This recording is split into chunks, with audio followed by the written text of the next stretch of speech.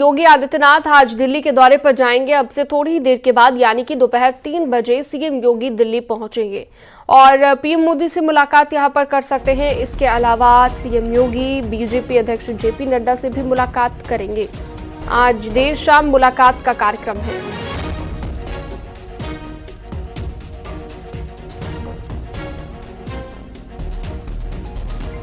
तो थोड़ी ही देर में दिल्ली पहुंचने का कार्यक्रम है मुख्यमंत्री योगी आदित्यनाथ का। यहां पर पीएम मोदी से भी उनकी मुलाकात संभव है। आज शाम का ये पूरा कार्यक्रम रहेगा। बीजेपी के राष्ट्रीय अध्यक्ष जेपी नड्डा से भी उनकी मुलाकात आज होगी।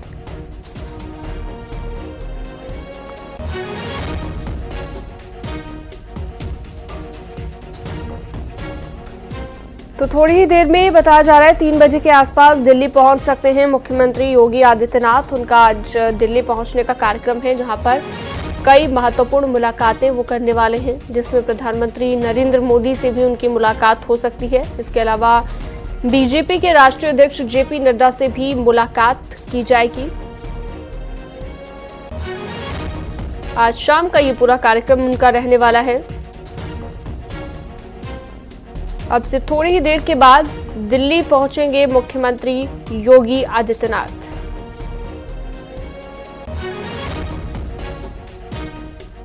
तो कई महत्वपूर्ण मुलाकातें होनी हैं। जेपी नड्डा, प्रधानमंत्री नरेंद्र मोदी से मुलाकात संभव है।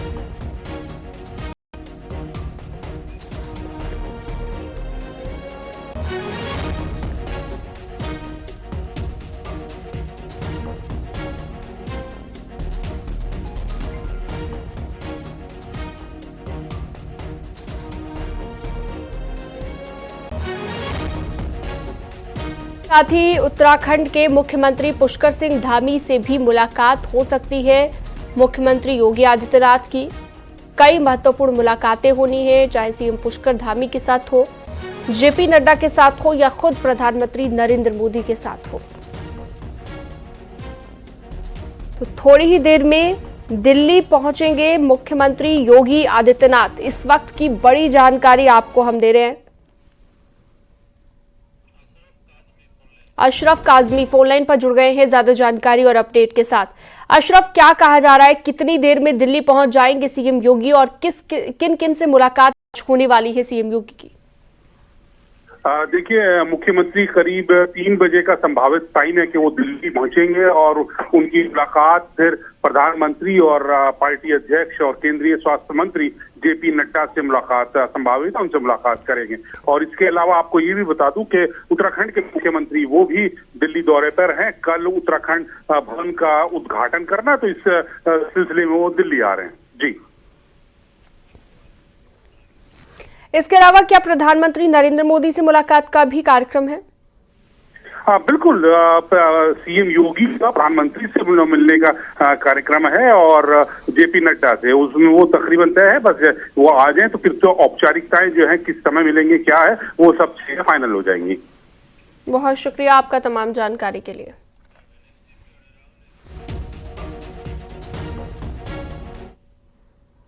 सीएम योगी की कैबिनेट की कल अहम बैठक होगी। सुबह लखनऊ के लोक भवन में कैबिनेट की मीटिंग बुलाई गई है। इस मीटिंग में कई अहम प्रस्तावों पर मुहर लग सकती है। सुबह 11 बजे ये मीटिंग बुलाई गई है, जहां पर मुख्यमंत्री योगी आदित्यनाथ मौजूद रहेंगे, कैबिनेट की मीटिंग लेंगे।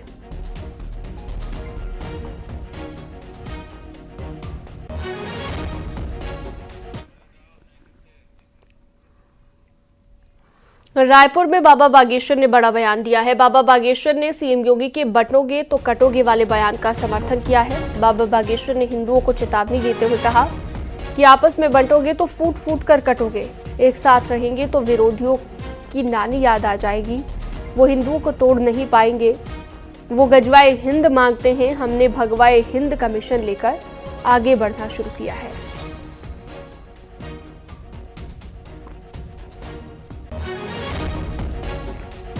बिल्कुल सही है। अगर आप आपस में बटोगे तो निश्चित रूप से फुटकर फुटकर कटोगे। एक हमारे पास जिम वाला आदमी आया, हमने एक लकड़ी दी, उसने तोड़ दी। हमने 2 लकड़ियां दी, उसको थोड़ी मेहनत पड़ी, उसने तोड़ दी। हमने 10 लकड़ियों का गट्ठा दिया, उसकी नानी मर गई, नहीं तोड़ पाया।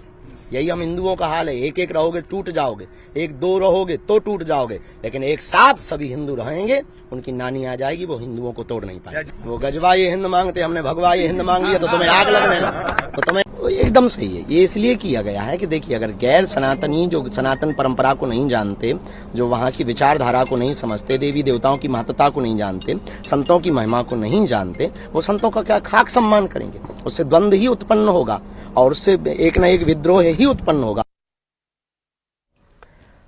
पूर्व deputy CM doctor Dinesh Sharma ji Rajya Sabha सांसद हैं बीजेपी के, हमारे साथ फोन लाइन पर जुड़ गए हैं। बहुत स्वागत है दिनेश जी आपका न्यूज 18 पर।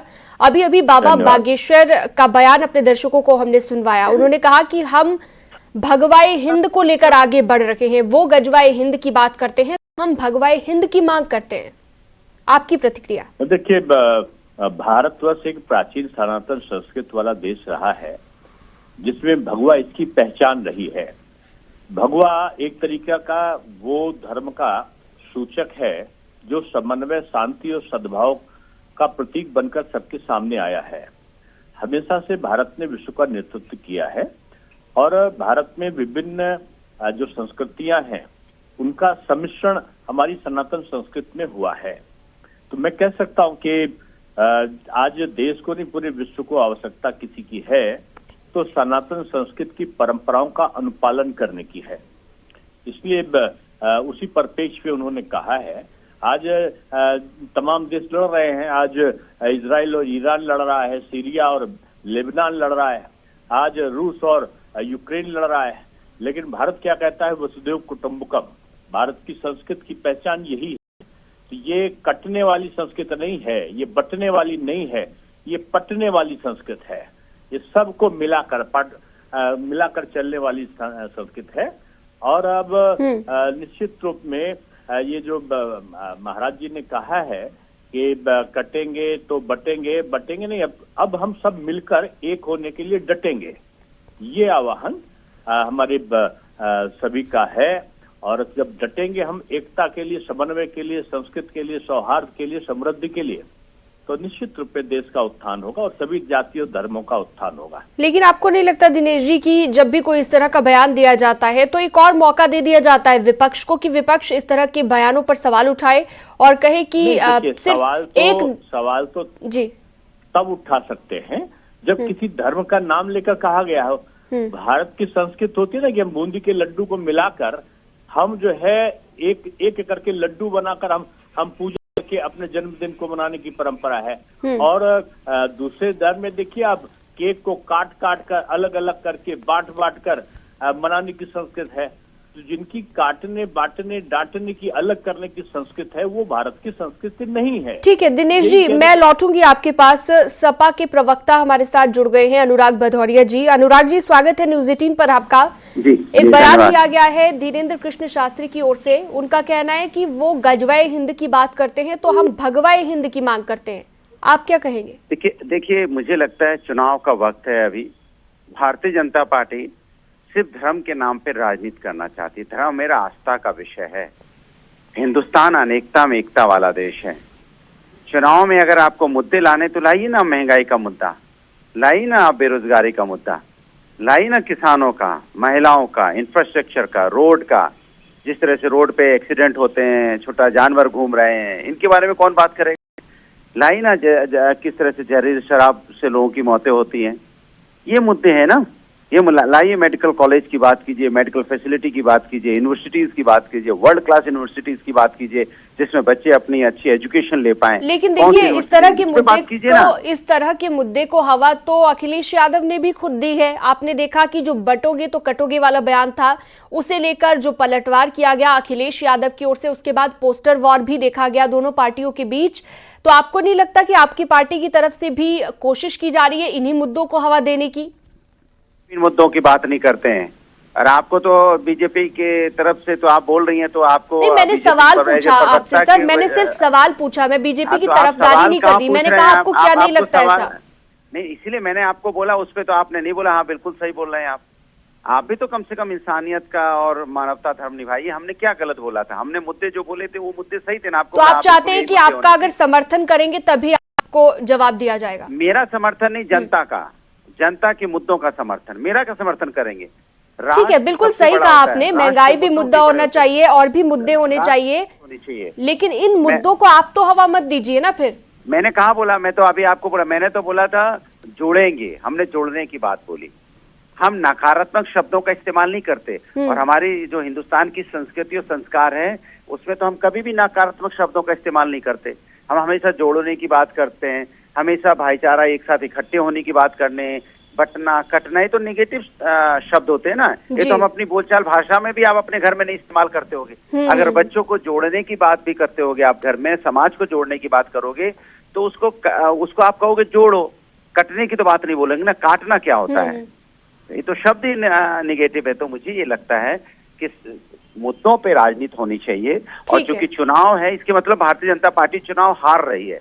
अब चूंकि वो विकास के मुद्दों पे, इसके मतलब वो चुनाव हार रही है। नेगेटिविटी पर बात नहीं करनी चाहिए, ये कहना है अनुराग भदौरिया जी का। बहुत शुक्रिया, आप न्यूज़ 18 के साथ जुड़े, और साथ ही उनका कहना है कि इन मुद्दों पर फोकस नहीं करना चाहिए चुनाव के वक्त, बल्कि महंगाई और बेरोजगारी जैसे मुद्दों पर फोकस करना चाहिए।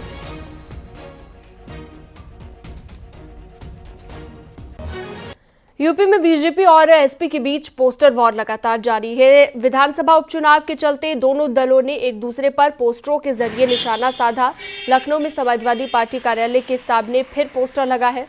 इस पोस्टर में मठाधीश बांटेंगे और काटेंगे के साथ पीडीए जोड़ेगी और जीतेगी लिखा है। एसपी नेता अमित चौबे ने ये पोस्टर लगवाया है। उधर मुरादाबाद के चौराहों पर बटोगे तो कटोगे के होर्डिंग लगाए गए हैं। हिंदू सुरक्षा सेवा ट्रस्ट ने ये पोस्टर लगवाए थे।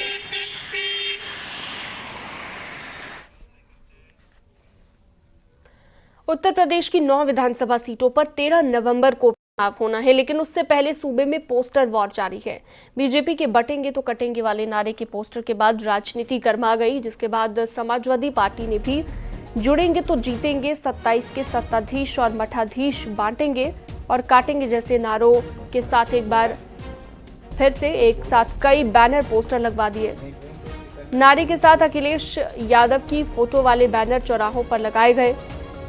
वहीं बीएसपी सुप्रीमो मायावती भी इस लड़ाई में कूद गई हैं। उन्होंने एक प्रेस कॉन्फ्रेंस कर बीएसपी से जुड़ेंगे तो आगे बढ़ेंगे और सुरक्षित भी रहेंगे का नारा दिया गया है।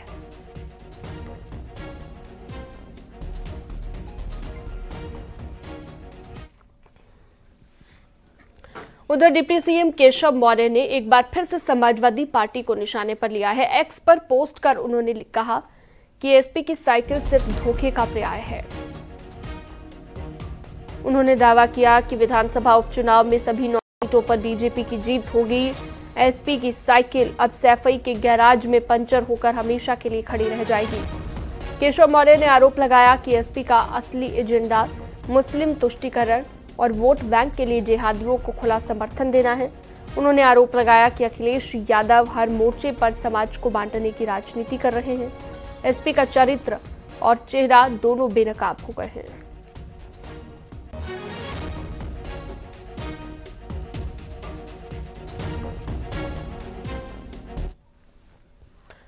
सीएम योगी आदित्यनाथ 9 नवंबर को प्रयागराज के दौरे पर जा सकते हैं। सीएम योगी यहां पर फूलपुर उपचुनाव में बीजेपी प्रत्याशी दीपक पटेल के समर्थन में चुनावी सभा को संबोधित कर सकते हैं। हालांकि सीएम योगी की जनसभा की जगह अभी तक फाइनल नहीं की गई है। सीएम के प्रस्तावित दौरे को लेकर प्रशासन अलर्ट पर है। बताया जा रहा है कि सीएम योगी महाकुंभ के निर्माण कार्यों का भी निरीक्षण कर सकते हैं।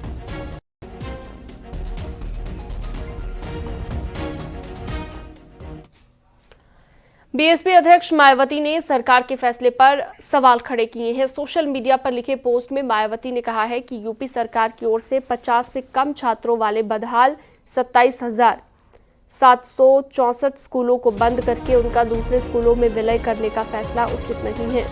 ऐसे में गरीब बच्चे आखिर कहां और कैसे पढ़ेंगे।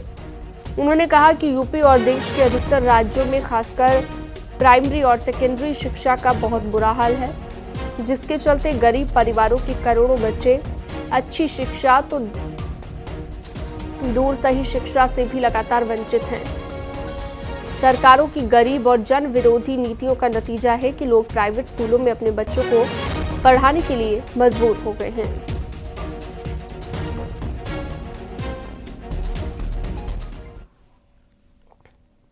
दिल्ली में चेकिंग के दौरान कार सवार ने 2 पुलिसकर्मियों को टक्कर मार दी, जिसके बाद ये दोनों अपनी जान बचाने के लिए कार की बोनट पर लटके रहे और कार सवार भागने की कोशिश में लगा रहा। ये वीडियो साउथ दिल्ली के बेरसराय थाना इलाके का है, जहां पर 2 ट्रैफिक पुलिस गाड़ियों की चेकिंग कर रहे थे। उसी दौरान जब एक कार सवार को रोकने के लिए हाथ दिया तो उसके बाद कार धीमी हुई, लेकिन वो अचानक भागने लगा। उसी दौरान कार ने इन पुलिसकर्मियों को हल्का टक्कर मारी, जिसके बाद दोनों पुलिस वाले कार की बोनट पर लटक गए।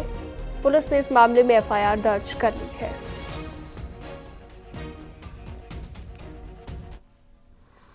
हाथरस शहर में घंटा घर पर एक शख्स ने जाम छलकाए। वो अपनी बाइक खड़ी कर पैक बनाने लगा और हजारों लोगों के सामने शराब पीता नजर आया। जब आसपास के लोगों ने उसे टोका और बाजार में सार्वजनिक रूप से शराब पीने से मना किया तो कुछ देर के बाद पता चला कि वो युवक वहां से चला गया। युवक की हरकत का ये वीडियो सोशल मीडिया पर तेजी से वायरल।